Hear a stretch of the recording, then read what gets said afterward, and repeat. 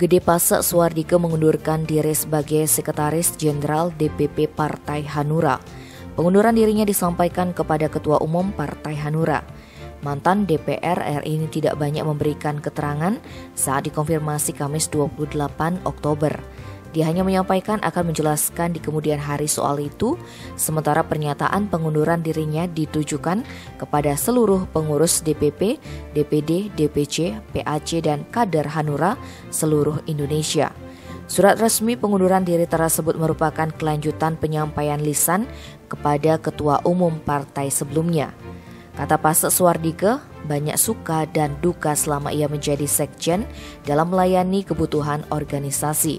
Ia meminta maaf yang sebesar-besarnya atas segala kekurangan, kehilapan, kelemahan, dan segala hal yang dilakukannya selama menjalankan tugas kepartaian. Dalam kesempatan tersebut, Pasek Suardike mengaku perpisahan secara organisasi bukan berarti memisahkan silaturahmi dalam kemanusiaan. Dirinya berdoa semoga Partai Hanura semakin berkembang dan maju ditangani oleh kader-kader lain yang dilihatnya sangat banyak berpotensi dan berkualitas. Disebutkan bahwa dalam politik memang berjalan secara dinamis, sebab baginya berpolitik adalah bagaimana menjalankan ide dan gagasan politik secara maksimal.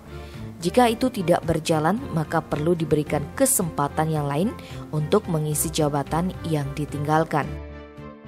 Tim Bali Express melaporkan.